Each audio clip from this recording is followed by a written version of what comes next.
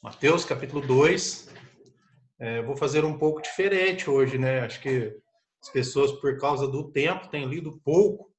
Eu vou ler uns poucos versículos a mais aqui na palavra de Deus, né? E meditando nos versículos que nós vamos ler. Então, Mateus, capítulo 2, eu vou ler do versículo 1 em diante. Diz assim a palavra do Senhor.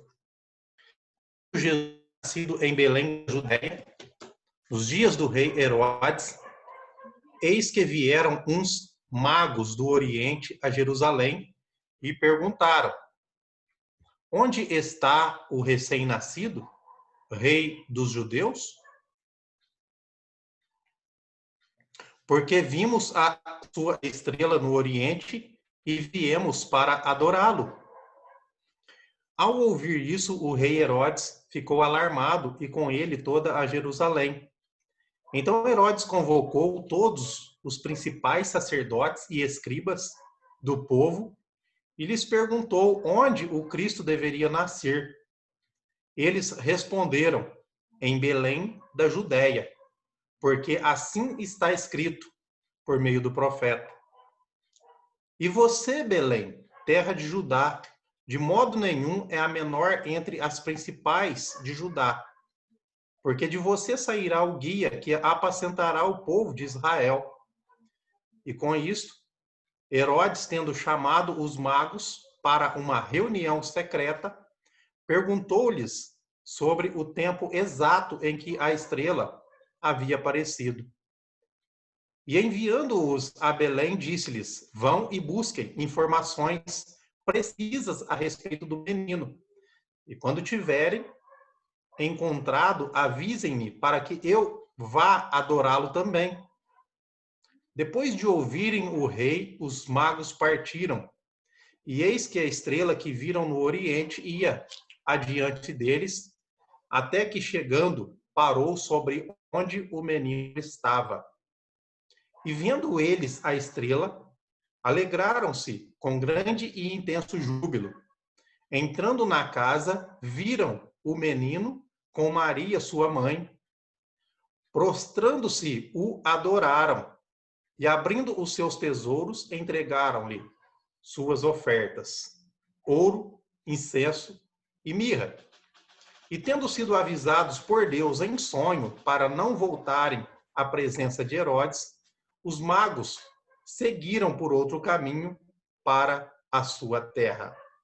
Somente esses versículos, por enquanto, nós, mais uma vez, pedimos as bênçãos do Senhor sobre a meditação da sua palavra. Amém. Gostaria de estar pensando hoje, juntamente com os irmãos, que nada foge do controle do nosso Deus, do Deus que nós servimos, o Deus Todo-Poderoso. E o Senhor mesmo, ele planeja e ele faz com que as coisas ao redor aconteçam. E as pessoas que estão ali assistindo parece que ouvem, vê e entendem como se fossem coisas praticamente normais do dia a dia. Mas não é. O Senhor tem preparado para que a sua palavra seja cumprida. Aquilo que já é o plano de Deus seja realizado. Nós muito bem sabemos que o nascimento do Senhor Jesus, ele foi planejado. Tudo que aconteceu, nada fugiu dos planos do Senhor. Nós sabemos que o Senhor Jesus, ele é o mais odiado, né? Por mais que, às vezes, as pessoas digam, teve uma pessoa aí que, né, Hitler, não sei o quê, tem lá as pessoas que o odiam, né? Nero, podemos pensar em algumas figuras, mas ninguém é mais odiado do que o Senhor Jesus, e, de contrapartida, também ninguém é mais amado do amor real do que o Senhor Jesus. Quem o ama, ama de verdade, né? E nós sabemos muito bem dessas coisas. Eu gostaria de chamar a atenção para que um pouquinho de história aqui agora, tá? Fugindo um pouco do padrão bíblico, um pouquinho de história. A Bíblia menciona a respeito de quatro Herodes. O Herodes Antipas, Herodes Agripa I, Herodes Agripa II, e Herodes o Grande, que é esse relatado aqui na leitura que nós fizemos. Eu não sei se é por esses motivos, mas esse Herodes, não sei se é o sobrenome dele ou se é por isso, ele tinha mania de grandeza. Ele construiu algo, assim, coisas grandiosas já para a sua época. Tem coisas que funcionam até hoje, por exemplo, né? Tem ali um porto que ele fez, um porto internacional de Cesareia. É o porto que funciona até hoje. Tem a fortaleza de Antônia, que é onde o Senhor Jesus Cristo foi julgado. Coisas assim, grandiosas para aquela época. E ele, administrativamente, parece que ele foi muito bem. Foi um bom administrador. Mas ele estava ali naquele tempo para ser o opositor do Senhor Jesus Cristo. E esse Herodes, citado aqui nesse trecho, ele casou 9 vezes. E tinha uma esposa que lhe chamou a atenção, que ele amou mais. Só que desde aquela época, o poder que nós vemos aí, né, a briga pelos poderes estaduais, federais, municipais, isso sempre existiu. E naquela época não era diferente. E Herodes, ele tinha um grande amor por esse poder. Veja bem o porquê que eu estou citando essa parte de história para a gente entender o porquê que ele perseguiu tanto o Senhor Jesus Cristo. Ele tinha tanto amor ao poder que ele matava qualquer pessoa que se opunha a ele. Essa esposa a qual ele amava mais, sabe? Assim que ele casou com ela, ele tratou logo de eliminar os seus irmãos, os maiorais da sua família, que talvez podia fazer oposição a ele foi eliminando. Ele matou um por um, para que não houvesse oposição a ele. Sua sogra pediu que ele nomeasse Aristóbulo, o sumo sacerdote. Até aí tudo bem. Só que esse Aristóbulo, na época, ele tinha 17 anos. Uma criança, podemos assim dizer, para esse cargo, sumo sacerdote. Só que, para surpresa, ele saiu bem no serviço, no cargo que lhe foi dado de sumo sacerdote. E ele, por ciúmes, mandou matar. E assim que ele matou Aristóbulo, a sua sogra fugiu, falou: oh, o negócio não tá bom, não. Vai sobrar para mim. E ela já tinha certeza, ela já sabia que assim seria. E ela fugiu para o Egito. Mas, adivinhem, pensem comigo, ele foi atrás e matou a sua sogra. Ninguém que se opunha a ele ficava vivo. Mas como estava todo mundo sendo eliminado, ele foi chamado pelo imperador para prestar depoimentos dessas mortes, o porquê. Então, ele voltando de matar sua sogra, ele teria que ir prestar esse depoimento. Sabe o que ele fez? Matou a sua esposa. Era a única que estava por dentro de tudo que ele fazia, tudo que ele realizava. E ele falou assim: ela pode criar problema para mim. Matou ela antes de ir dar o seu depoimento. Essa era a figura do rei atual de onde o Senhor Jesus Cristo nasceu. Isso é história, só para a gente entender o contexto. Agora vamos para a parte espiritual, a parte da palavra de Deus. Nós lemos ali que uns magos. Quantos magos eram? Alguém pode me responder? Já saiu de tudo, né? Mas alguém diz que eram 3. Eu penso que é por causa das ofertas. Ouro, incenso e mirra, cada um levou uma coisa. Né? Mas a palavra de Deus não nos afirma a quantidade, e isso também não é o mais importante. Para nós não importa se eram 5, se eram mais, se eram 10, se eram menos, né? Não importa. O importante é que esses magos, eles saíram com o objetivo, e eu mexi nesse trecho exatamente para isso, para que nós percebamos que eles saíram com o objetivo de ir até onde havia nascido o Salvador, e eles foram. Nada os detiveram de ir até onde o Senhor nasceu. E é interessante porque nos versículos que nós lemos ali no capítulo 2, né, versículo 3 diz que ele se alarmou Essa parte de história que eu contei já deixa claro para nós, né? É lógico que ele ia se alarmar. Estava claro, estava na cara. Um homem que matava, que eliminava, que destruía tudo que estava opondo a ele, de repente alguém chega do nada e diz: olha, nós viemos adorar o rei que nasceu aqui. Imaginem o que ia passar na cabeça desse homem. Nasceu, é uma criança, mas tudo que nasce, criança, cresce. E se ele nasceu para ser rei, na cabeça dele, ele ia tomar o trono dele. Ele não entendia que esse rei é de um reinado eterno, de um reinado diferente. Mas diz ali no versículo 3 que ele se alarmou. E o que eu quero chamar a atenção de vocês nessa noite, né? As pessoas que estão aqui conosco, nos ouvindo, né? Tendo o privilégio de poder participar desta reunião, ainda que online, observamos que esse homem convocou ali a elite religiosa, os conhecedores, os entendidos da lei. Todos eles, está ali dos versículos 4 até o 6, chama eles, eles interpretam, eles leem e eles falam onde ia nascer o Senhor, em Belém.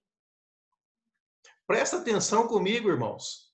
Pessoas, os entendidos, os conhecedores, falam para eles, olha, em Belém da Judéia, haveria de nascer. E é lá mesmo. E o que chama a atenção, eu meditando nesses pensamentos aqui, no trecho que nós lemos, veja que os magos foram informados pelos intelectos daquela época, pelos conhecedores, e eles partiram, eles foram adorar. Mas sabe o que me chama a atenção? Os conhecedores, os que disseram, olha, é lá que nasceu, eles não foram junto. Eu me lembrei dos discípulos ali no caminho de Emaús. Acaso não ardia os nossos corações? Sabe, eles revelando para os magos onde seria o local exato onde nasceria. E não ardia os corações, não tinha desejo de ir com eles também adorar. Essa frieza, irmãos, não pode fazer parte da nossa vida. Nós sabendo hoje os salões fechados, né? É triste para nós, mas quando estão abertos, não pode ter frieza em nós de deixar de reunir, de estar presente. O Senhor tem dito que quando estiverdes reunidos no seu nome, Ele estaria no meio. E às vezes nós perdemos o privilégio de estar ali reunidos na presença do nosso Salvador. Mas voltando, os magos foram. Os magos saíram com o objetivo e cumpriram seu objetivo. E os entendidos revelaram para ele e não foram. É como nós, nossos dias hoje, as pessoas olham para nós e as pessoas dizem sim, tá?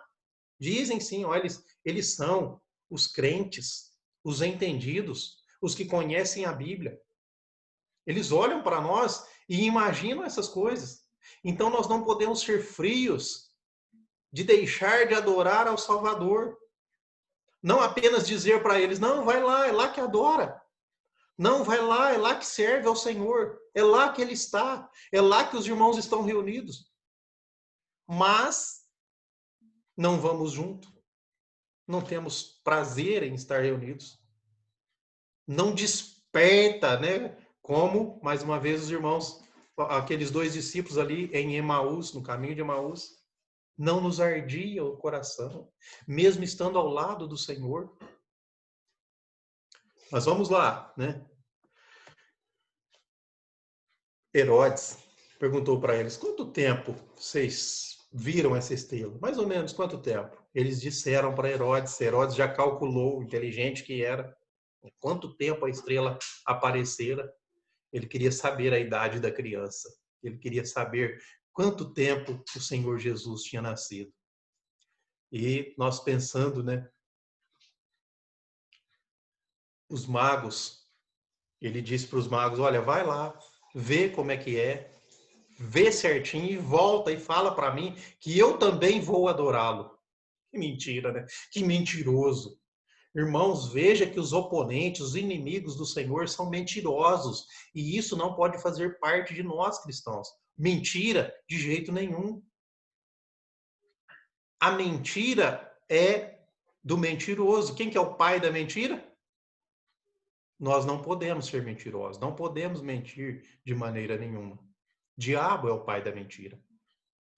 Então nós notamos que os magos foram pensando que iriam ver o Senhor, adorá-lo, voltaria para falar para Herodes onde estava, para que ele também fosse ali e adorasse. Eles vieram de longe para adorá-lo. E os de perto ficaram inertes, parados. Quantas pessoas, né? O Gessé tem ali o trabalho, ele envia o link do convite das reuniões, e quantas pessoas têm os seus aparelhos, é fácil de conectar, e as pessoas, não, hoje não, depois eu vejo, outra hora, e deixa passar. Não tem prazer, não arde o coração, não tem desejo de fazer como os magos viajar. Irmãos, naquele tempo não tinha carros velozes como nós temos hoje. Era a pé ou no máximo montado em alguma coisa, um camelo ou qualquer coisa assim desse tipo. E eles viajaram longe para adorar ao Senhor. E os que estavam perto, os conhecedores, ficaram inertes. Um alerta para nós. Temos que pesquisar a palavra de Deus, ler a palavra de Deus, mas não podemos de maneira nenhuma ficar só com conhecimento. Precisamos colocar em prática. Adorar ao Senhor Jesus. Ir onde adora. Onde adora? O Senhor está em qualquer lugar. Nós é que não podemos deixar de adorar ao Senhor de maneira nenhuma. Eles foram seguindo a estrela, viajaram para saber. Eu gostaria que vocês pensassem mais uma coisa comigo. Eles chegaram ali e adoraram. Por que eles não adoraram a estrela? A estrela que estavam guiando eles, por que eles não adoraram a estrela? Por que eles não adoraram a mãe da criança? Por que eles adoraram? Por que eles adoraram uma criança? Um recém-nascido? Por quê? Porque ele é o único que é digno de adoração. O único que merece receber adoração. E nós temos observado que Herodes queria não adorá-lo, mas no versículo 13, que nós não lemos, nós paramos no 12, ele diz assim: depois que os magos foram embora, um anjo do Senhor apareceu em sonho a José e disse: levanta-se, tome o menino e sua mãe e fuja para o Egito e fique por lá até que eu avise você, porque Herodes há de procurar o menino para matá-lo. Irmãos, esse era o desejo de Herodes, eliminar mais um oponente, alguém que tinha nascido para ser rei. Mas veja bem, no versículo 12, diz que os magos eles foram avisados em sonho. Eu quero que vocês pensem comigo. Por favor, presta atenção aqui, o tempo nosso é curto. Dá para você fixar apenas aqui que nós estamos pensando. No versículo 12, diz que avisaram eles para que eles não voltassem pelo mesmo caminho. Presta atenção.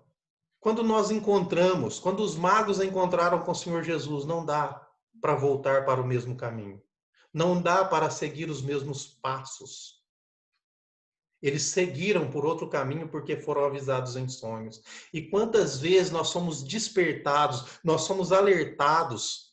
Quantos dias de pandemia já estamos aí em casa? E quantos dias tem sido transmitido esse programa todos os dias, e alertas e mais alertas, e quantas vezes eu tenho ouvido os alertas e tenho dito, não, mas eu vou por aquele caminho mesmo, é só tomar cuidado. Eles não pensaram assim, eles ouviram o Senhor dizendo, não volte por esse caminho. E isso fez com que Herodes, ao darem falta deles, falou, olha, eles não vão voltar mais. E diz ali, ó, fuja porque Herodes vai matá-lo. E diz ali na sequência que Herodes mandou matar todas as crianças de 2 anos para baixo.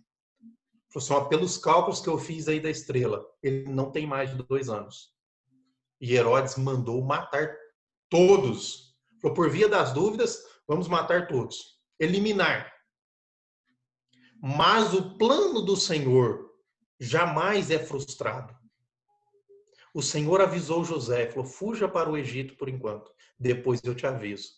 E lá no versículo 19, que nós também não lemos, porque nós paramos no 12, é um versículo muito interessante, porque o versículo 19 diz que depois da morte de Herodes, um anjo do Senhor apareceu em sonho a José do Egito. Ele disse, levanta-te, tome o menino e sua mãe e vá para a terra de Israel, porque os que queriam matar o menino já morreram.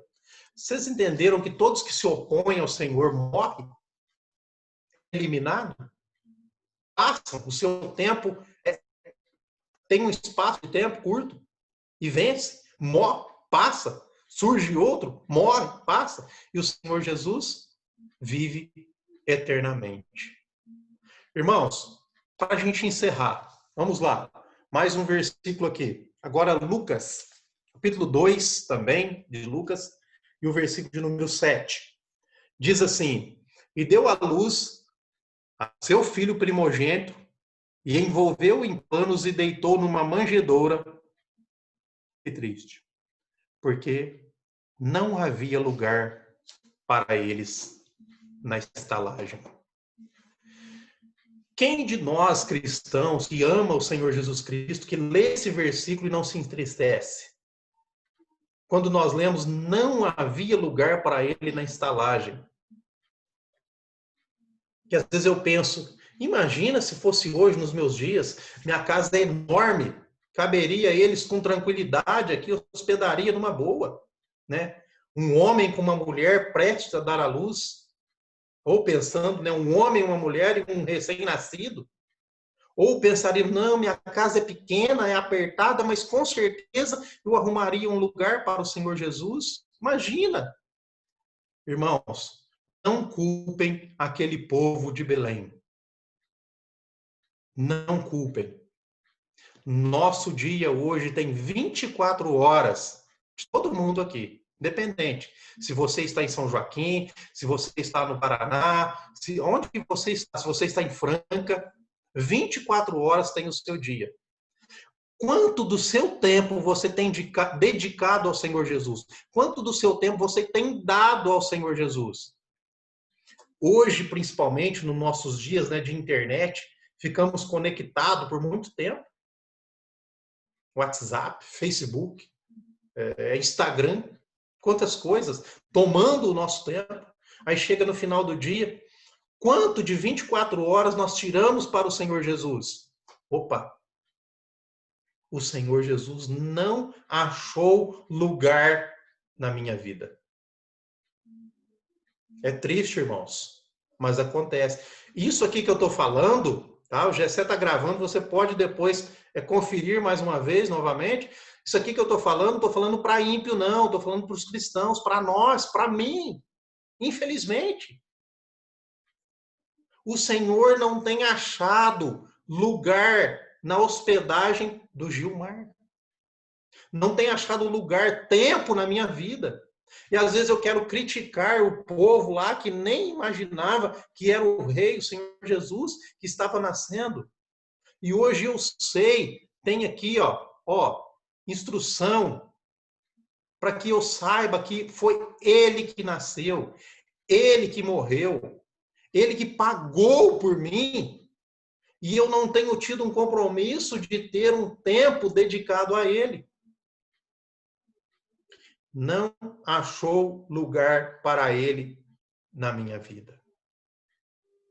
Meu dia, meu corre-corre, meu trabalho, né? Meus filhos, minha esposa, alguma coisa, outra, né? Paga uma conta, recebe alguma coisa, corre, vai almoçar, vai jantar, vai fazer não sei o quê. O dia passa e no final do dia, quanto dentro de 24 horas Quanto nós temos separado, tirado para o Senhor Jesus.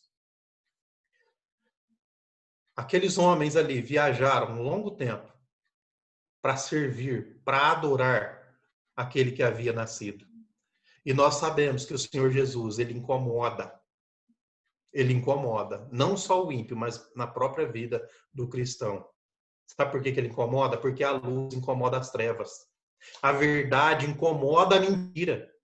A justiça incomoda a iniquidade. E o amor incomoda o ódio. E as pessoas ficam incomodadas. E às vezes nós falamos assim, como que eles foram daquela maneira e não aceitaram o Senhor Jesus? Nós observamos que eles ficaram jubilosos ao encontrar, adoraram o menino, ofereceram ouro, incenso e mirra. E voltaram para sua casa por outro caminho. Aqueles que têm um encontro com o Senhor, não dá para continuar andando pelo mesmo caminho. Depois de estar na presença do Senhor, é necessário obedecê-lo, não voltar pelo mesmo caminho, mas uma mudança, outro caminho. Irmãos, que Deus nos abençoe e nos ajude a entender que o Senhor Jesus Cristo, o nosso Rei, o nosso Salvador, nasceu, viveu, morreu, cumpriu aquele que era o objetivo dele, para nos salvar.